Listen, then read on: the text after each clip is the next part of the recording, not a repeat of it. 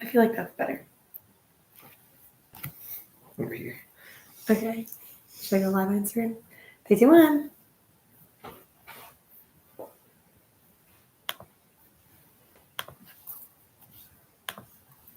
Hey. Hey, everybody. We're just getting set up. If you're watching on Instagram, so good to see you. If you're watching on YouTube, also good to see you. If you're watching on Facebook, also good to see you. We've got 3 platforms streaming right now, and we are so excited for all of the awesome questions that we've got over the past few days, and to answer even more questions. If you guys have any questions relating to the triplex, house hacking in general, any questions related to co-buying, all that good stuff, or if you just have questions about us or random things like that, feel free to drop them here in the comment section and we'll answer them as they come. I'm Julia. And I'm John. And we're Top Rock Real Estate. And yeah, thanks so much for being with us. This is a live session to talk about co-buying, investing, about our triplex. If you want to know what we ate for dinner today, we haven't. We've been very busy. So yeah, just let us know in the comments. We've already got some questions that people have been asking in the lead up to the live. And so we'll go ahead and answer those. So yeah, thanks for being here. If you are here and you want to participate, how did you learn about us? Did you see our triplex video? Have you maybe met us in person before? Yeah, how did you learn about Top Rock Real Estate and about John and Julia? Let's hear the comments. Come on, chat. Yeah, I feel like we've been so fortunate to gain a following, which has been so exciting. We have people from all over the world. We love getting to talk to you guys and chat with you. So we're super excited to hear where you're from, where you found us, how you found us, and what your special interests are. We'd love to know all of those things. Our glasses are looking like cyborgs. Yeah, I think when the reel first blew up about the triplex and we were meeting a bunch of people, we talked to people from all over. We're based in Colorado, in Denver, Colorado. But man, we talked to people from Florida, from California, Australia. We had some overseas people. We had people locally, obviously, here in Denver, but also Canada. And so not everything is the same everywhere, but so it's been really interesting to hear people's experience. A lot of people from New York City, a lot of people from LA. Obviously, like home buying can feel like super unaffordable at this moment.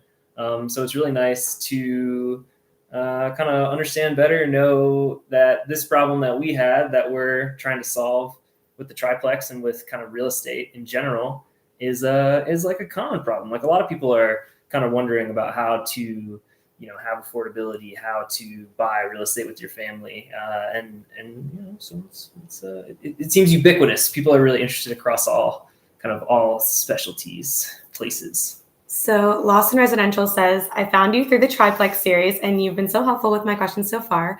Wondering if you all have an operational agreement in place or how do you structure the responsibility? Ooh, incredible question. Good question. So an operating agreement or a partnership agreement, if you're paying attention out there, is actually super necessary part of the process if you're taking the property as what we call as tenants in common, right? And so you can take title a couple of different ways to the property. Tenants in common allows you to will your interest out to the property. You could sell your interest. You could transfer that interest, right? You can't do that in other types of ownership. And so when you have tenants in common, usually what you have is a partnership agreement. If you're buying this with friends, if you're buying this, even with family, a partnership agreement can be really helpful and is actually really necessary to discuss some of the things that may happen that are uncomfortable. If people die, if people get divorced, those sorts of things. We took the property in a little bit of a different way. And so a partnership agreement was not necessary for us as a formal operating agreement. We have we've formalized how we're going to manage the property and how equity will be split, how expenses will be split. It just wasn't done with an operating agreement or with a partnership agreement. But definitely you should use one if you're going to buy as tenants in common. Yeah, especially because we're family, it's kind of a little bit more lax, but definitely if you're going into this with friends or just people that are in your life, it's always good to have it in writing. But absolutely, yeah. And the more that like each individual brings as like a down payment, that's like where you really get into the need for partnership agreements. We're doing things like a little bit differently. And so, but great question. Did that answer your question? Yeah, let us know if that answered your question, or if you have any follow-up questions. It's definitely something that we have had commented on a lot of the videos, of course, because everyone wants to know the logistics of how it actually works. And it's definitely easier said than done, but we have been working it out so far, and haven't had too many other issues. All right, she said thumbs up, so I think Nice. that answered. Thank you so much, Lawson Residential. Also, if you're a broker, we've got like a lot of questions from real estate agents across the country about how they would like talk to their clients about this. That's sort of like a separate discussion from just like members of the public, obviously. So why don't you reach out to us, send us a DM on Instagram, on Facebook, and we'd love to kind of maybe talk to you like more specifically about how you would talk to your clients about co-buying. Yeah. Cool. Do you want to start with just some like basic questions that we've gotten? I think that makes a lot of sense. Yeah. And Yeah. also, we kind of said it at the beginning, but if you're following us on Instagram, you should definitely follow us on Facebook as well and on YouTube. We're across like a couple of those platforms, and some of the content is like a little different.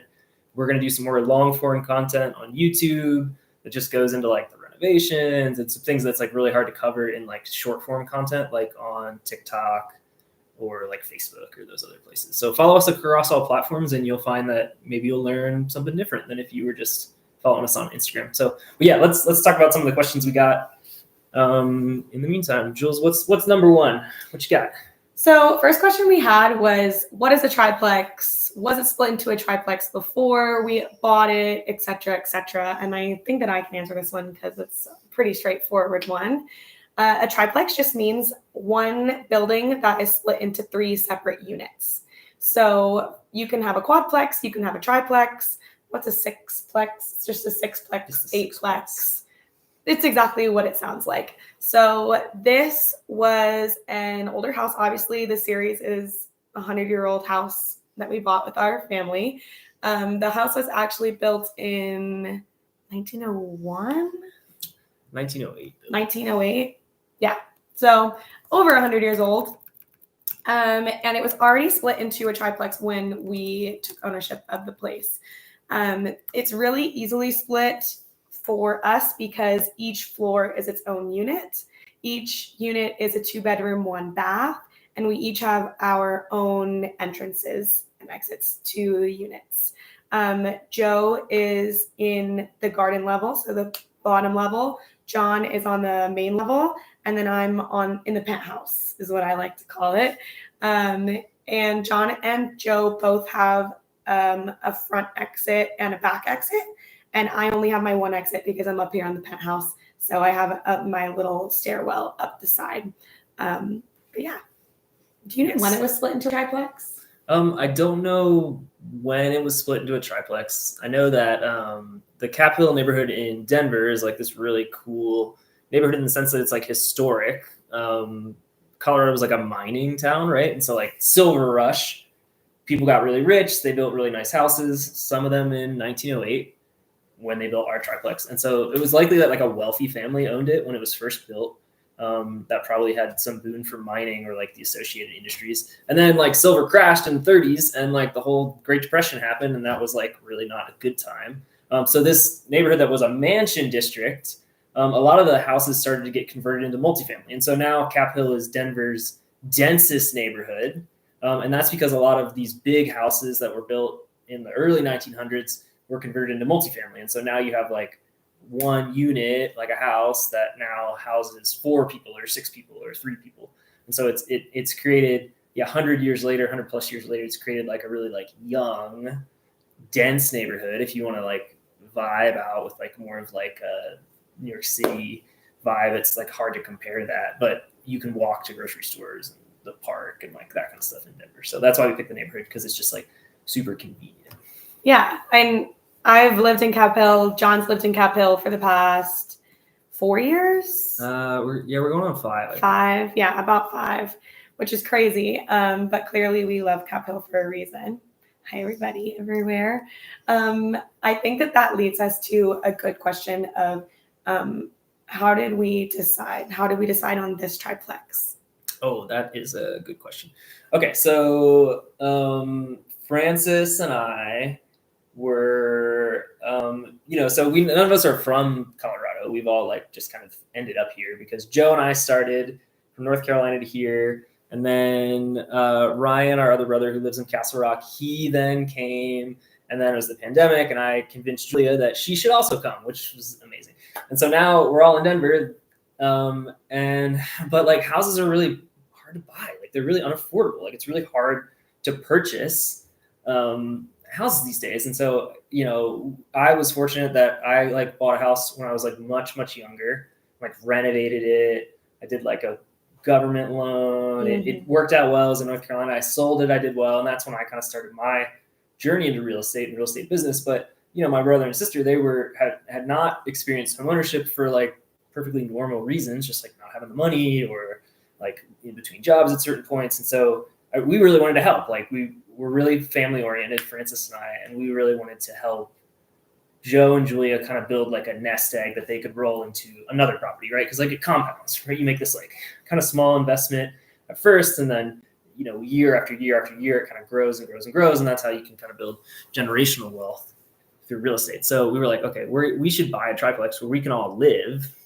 The rent shared amongst everybody will be like less than or comparable to like if we were living separately, but we would get to own this place, and wouldn't that be super beautiful? And then we could tell our kids about it and like, do our best to like really, have a good time. So we started looking. We went to Hong Kong to pick up the ring, asked Francis to marry me with that ring. And we saw this triplex before we left. It was still on the market when we got back. I was like, why not now? And, we went forward and they dropped a bunch of money off the price. They fixed a lot of stuff, almost to the point where I was like, well, we can't not buy this. They're doing, they've done so much work and they're giving us a pretty good deal, we thought, at that point. So that's kind of how the triplex came about. Good question. And the simple reason is because it's seafoam on the outside, and that's my favorite color. Yes, absolutely. Just kidding. Absolutely. Yeah, but it was so perfect. I mean, and I also really loved that the layout was equal, like for the most part for all of us. We each got 2 bedrooms, 1 bath. There was 3 of them because we were looking at like quadplexes, but we really, ideally wanted 3, 1 for each of us. And now we get to have little like cookouts in our backyard and just mesh together as a family again. Like it's just been, hi, Francis. Hey, Francis here. I think Joe joined as well. Yeah, Joe joined too. I think everyone's in the chat. Everyone's in the chat. Sound off chat. Sound off chat. But yeah, it's been so lovely just to be back under one roof again as adults. It's something that I cherish so deeply because I moved to Florida when I was 18, and they were all in North Carolina still, and was down there by myself until the rest of the family followed me. But yeah, I never really got to have a relationship. I'm the youngest of 7 of us total. So it's been nice to be under one roof and get to know each other as adults. But I'll blab all about it for all day. So blah, blah, blah. Let's see. What other questions do we have? We kind of touched on how we divide up the expenses. Is there anything else you wanted to touch on there? No, I think that's like generally pretty good. If you have like, without having to be like go through boring like finance stuff, like if anyone has like specific questions about like this, not that, or like this is the, if we want to do a math problem, just send a DM to us and we'll like totally get back to you with like some scenarios, or this is what I'm thinking, how much should it cost? Like whatever it is, just like let us know and we'll make sense. Otherwise we'll keep the math off. I'm not a math girl. If you're in the chat and you disagree with that, just say something and then we'll do the math. Francis said, did you tell them about all 3 girls we have? I did not. So fun fact about John. I like to cook and I don't like to throw stuff away, which is a tough thing. So I have a Blackstone grill, flat top, beautiful. I got a free grill at my last place, gas propane grill, and then they left a charcoal grill when we bought the house. So now I have 3 grills. There will probably only be 1 grill at the end of all this. Just one. Which one's gonna make it out? I don't know. That's a good point. There'll probably guys, be 2 grills no, at the end of all this. Drop what you think. Which grill is gonna last? Yeah, traditional propane, flat top, or charcoal. Who should we lose? I like the flat top because it just feels. You can feel like you're at hibachi. It's fun. I like that one. I like it. Okay, let's see. What else? How did you decide what to keep and what to get rid of? Oh, good question. So like so many people in the comments were like so concerned about like keeping some stuff, and I wish that I could give you guys like a 1000x view on like some of the like nasty parts of the downstairs bathroom. This was in regards to the renovations. How do you decide what to renovate and what to keep, what to restore, what to get rid of? And listen, you guys, you all have opinions. We love to hear your opinions. The funny part is that when I'm panning around and taking videos, you can't see all the dirt and grime and all the nasties, okay? You get like a nice, cute overview and you're like, oh, that bathroom was pristine. I love that bathroom. Everyone that loved that bathroom, I wish that you could have like, could have brought you into the bathroom because you like would not have. You've been like, oh man, that's like a lot of like, yeah, it was bad. So how do we decide what to keep and what to get rid of? We're super cost conscious. We're also like, I have like a background in like kind of environmental solar power stuff. I'm like an organic gardener, you know, and so like I actually desire to like keep as much as possible. So when you're watching the reno videos and you're like, John's just throwing stuff out, like we kept the cabinets. The windows are original windows. I bet when they put the windows in, somebody was a window nerd and they were like, this is the coolest thing. It stays put. It's like counterbalance. So we kept the windows, we kept the floor in the kitchen, we kept the floor all throughout the house. Yeah. In the center unit, we kept, you know, I've matched light fixtures to kind of that period. You know, everything that we like could keep that was like safe and like I felt like represented the character of the house, we kept. The bathroom was so bad. We'll do a separate post about the bathroom, I think specifically, but like there, you know, the grout wasn't sealed. It was leaking onto the unit below it. Yeah. When we renovated the shower, we pulled the drain off and it wasn't even glued on. Like it was like, if something could leak 6 different ways, it was leaking 7 and it needed to go. So, you know, if it was just like nasty or like needed to be like completely redone because we couldn't save it, that's what we pulled. But if we could save it, like we kept that. We kept it for sure. So we kept a lot actually in the unit. If you look back. I think, and hi Tori, good to see you. I think that that's also something that's so important about renovating, especially a historic space, is that if you do it right, you'll have haters in the comments being like, you ripped it all out. No, we didn't. We just did a great refinishing job, kept what we could, what was functional, what was efficient, and what wasn't leaking through to Joe's unit. You guys are always so worried about Joe. Well, we did not want to be leaking onto his unit, so we had to gut that bathroom. Yep. And Joe's unit will get renoed too, and we'll have that like same discussion, like what do we keep, what do we get rid of? Probably a lot. Not a lot of it down there is original. And a lot of it needs to like be redone. So stay tuned. Joe's unit is coming. Yes, it is. We're just gathering energy and money mostly together. Yeah. to get it done. Exactly. So yes. And we kept those windows in the bathroom, y'all. We were not getting rid of those. They're absolutely gorgeous. We love them. Let's see. What else we got? If you have comments or questions, like throw them in the chat. Yeah, you can ask me what my favorite dessert is for all I care. What's up, chat? Let's hear it. What's up, chat? Yeah. Okay, so we've covered this. How did we decide on the triplex, the expenses? We've covered how we decided what to keep and what to get rid of. We talked about what is a triplex. Let's see. We can talk about what are the first steps in buying a home? Same question for selling. Good question. Yeah. Absolutely. So like, that's like a lot of the questions about like, how do I do this? Like, one of my favorite things that I love to say is that, like, how do you eat a elephant? It's like one bite at a time.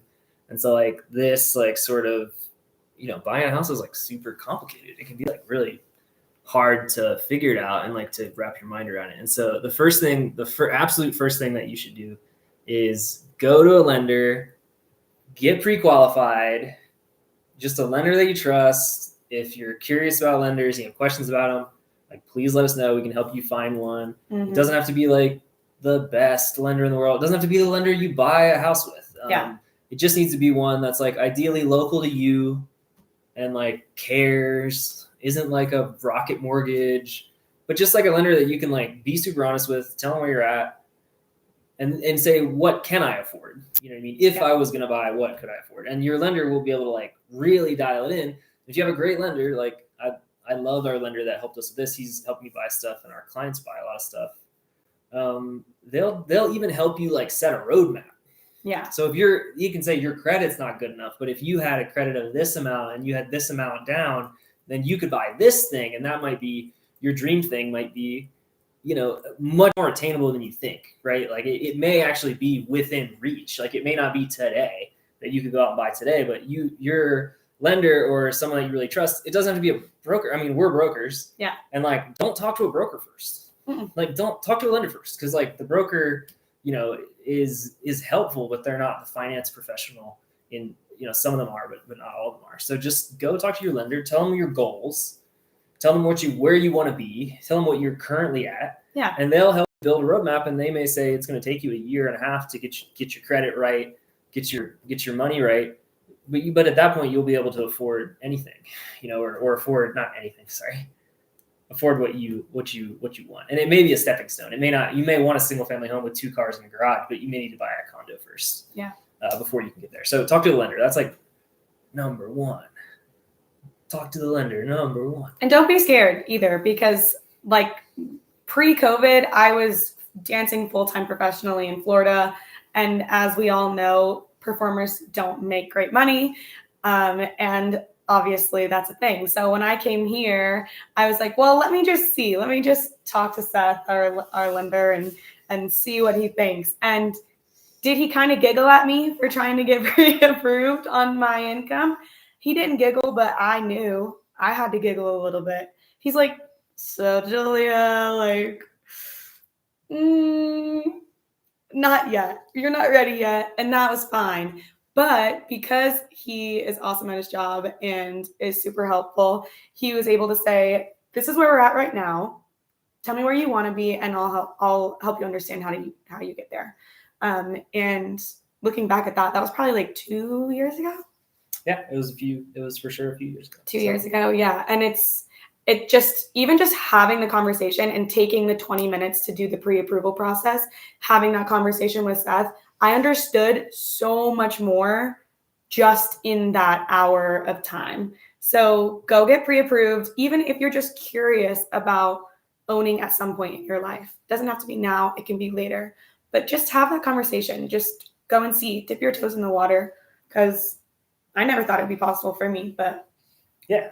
It's just part of like financial literacy. You gotta do it to know, and everything becomes like way more achievable when we understand how we're gonna get there. And so yeah, great question.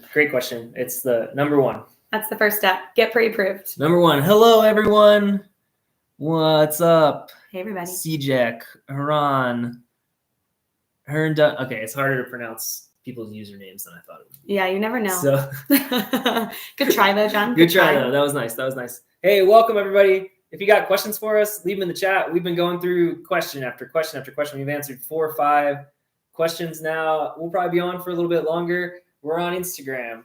We're on Facebook. We're on YouTube. It's the same camera for Facebook and YouTube. And we're back on Instagram. Come follow us across all platforms. Keep tuned in. Every Monday, we're posting new Triplex content. We got more things coming on. We're getting into winter time. Yeah.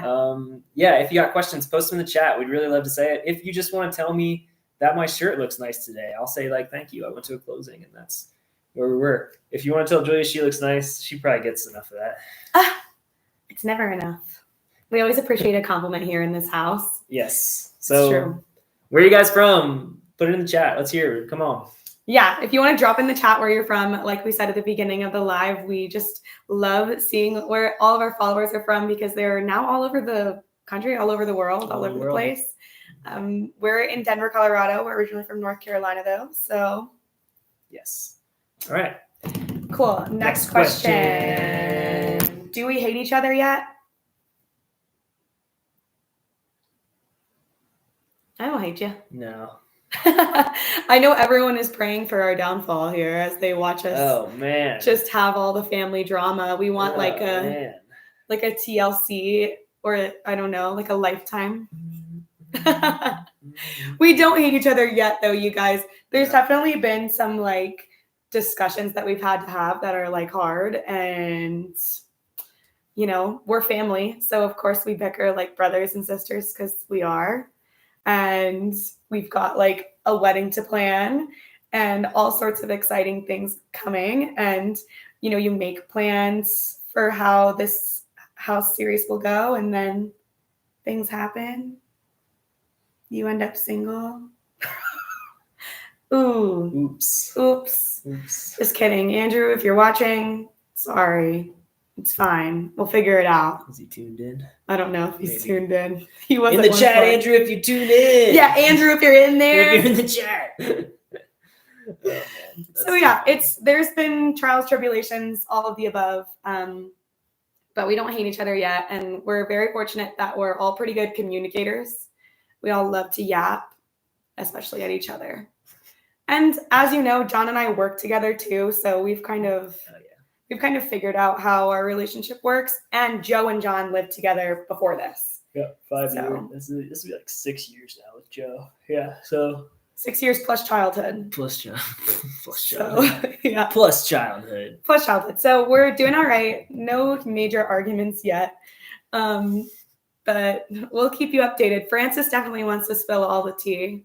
You see her in the comments kind of like... She's in there. Yeah, a little Easter egg. Frances she asked me to take the trash out one day through the comments. That worked. I did take it out. She did ask you to take the trash out. She said, looks like the laundry trash. Could someone take the trash? Yeah.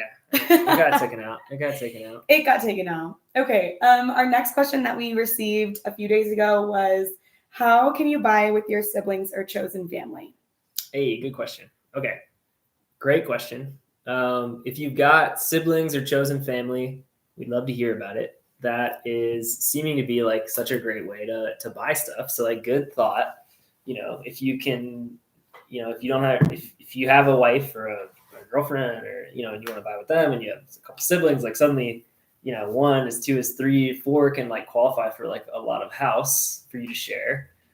Step number 1 is like, go get pre-qualified with your lender. Yes. Right. Just like we said, that's like the best way, like the step number 1 to get that done is just to get pre-qualified with your lender. And so everybody gets pre-qualified, right? So like we all step into the ring, right? We all get pre-qualified. And then the lender says like this, not that. They may say like, hey, like because of this person's profile, like it would actually be better if we got the loan with these 2 people. And you can sort of work around that with, you know, a partnership agreement. You can work around that with, you know, by still being on title, even if you're not on the loan, depending on what the lender requires. And that would, again, require like another document and potentially like just some like mechanisms to fix that. You can really, if you're creative, you can figure out any way to do it. But the first step is just like, go get pre-qualified with everybody. The lender will then tell you, hey, you should do this, not that. That makes it kind of easy on us. And then at that point, like you can just proceed with like looking for stuff and like communicating about stuff. And it really is just about like, you know, it can be harder to find a place that fits everybody's needs. That's totally true. But like no one ever said it'd be easy to do something like this. But yeah, get pre-qualified with your lender, talking openly about what you need, what you all need. Yeah. Joe doesn't like natural light. He'd prefer to be in a place with less natural light. You know, Julie really likes natural light. She'd prefer to be in a place with more natural light.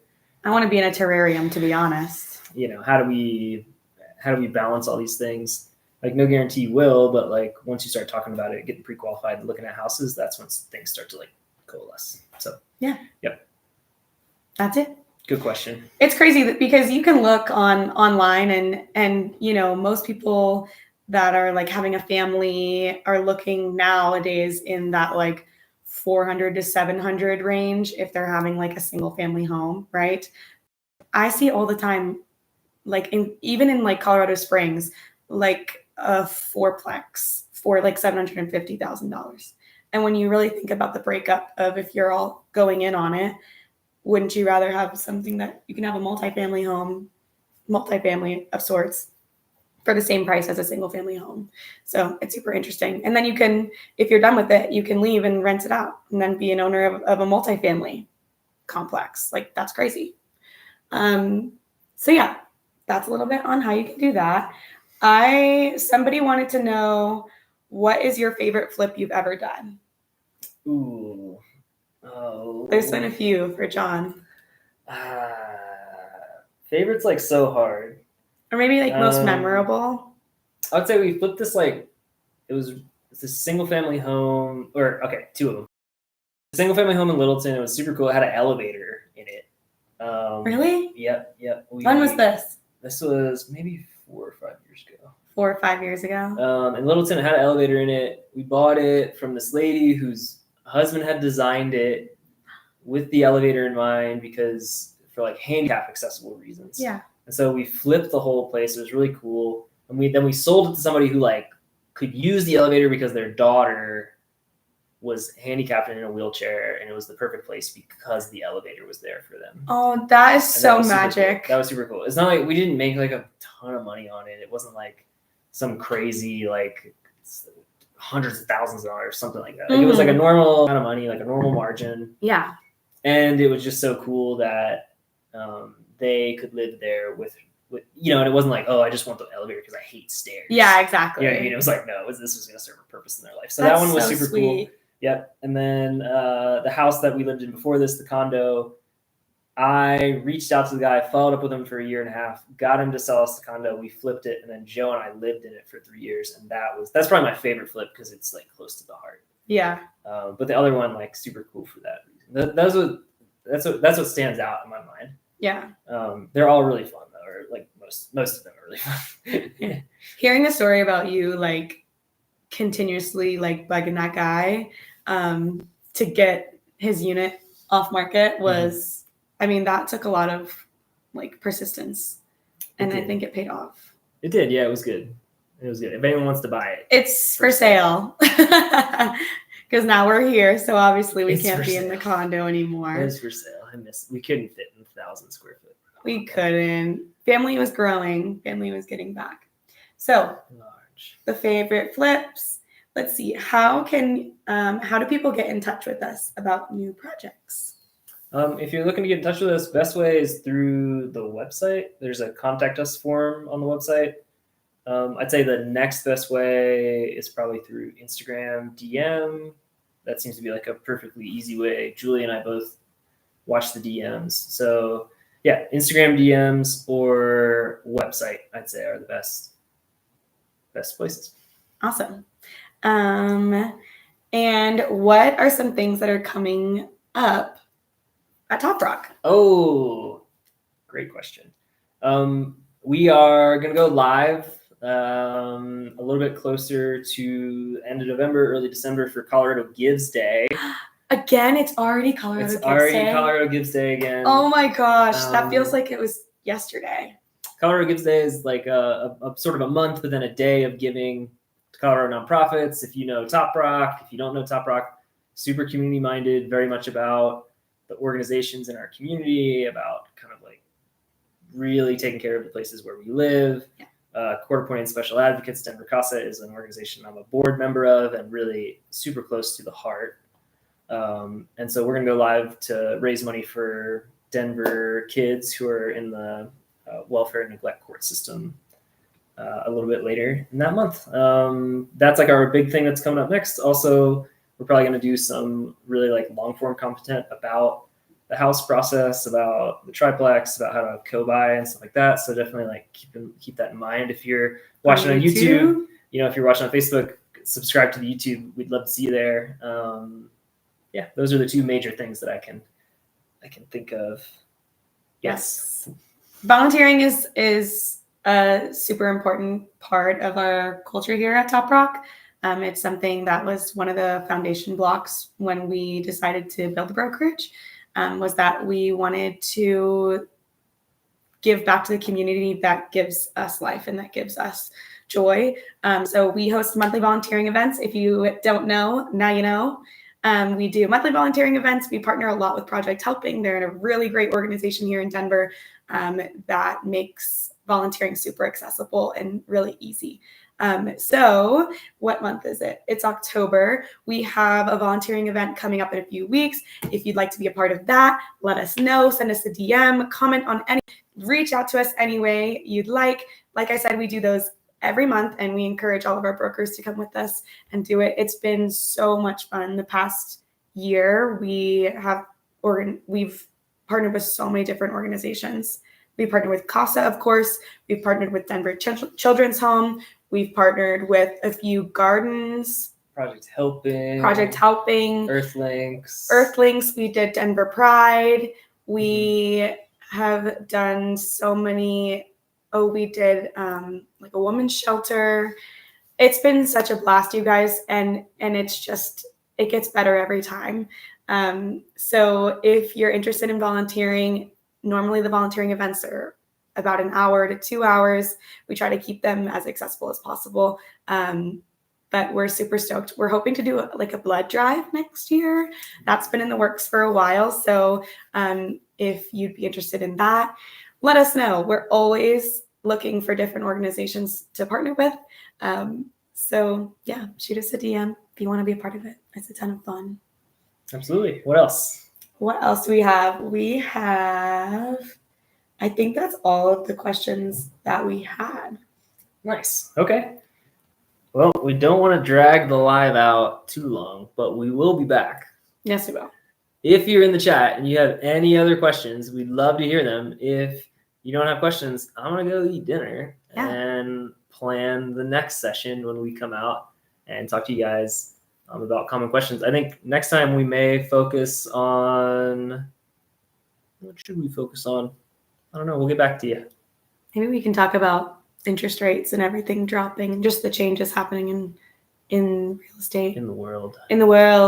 We can even talk about like Denver specific stuff. I don't know. That's another thing. You guys can let us know what you want to hear more about, what you want us to talk about, answer questions, everything. Our mind is at your disposal. So absolutely. Okay. Well, if nothing else, thank you guys so much for coming. We really enjoyed it, and we'll see you next time. We'll see you on the next one. Bye, y'all.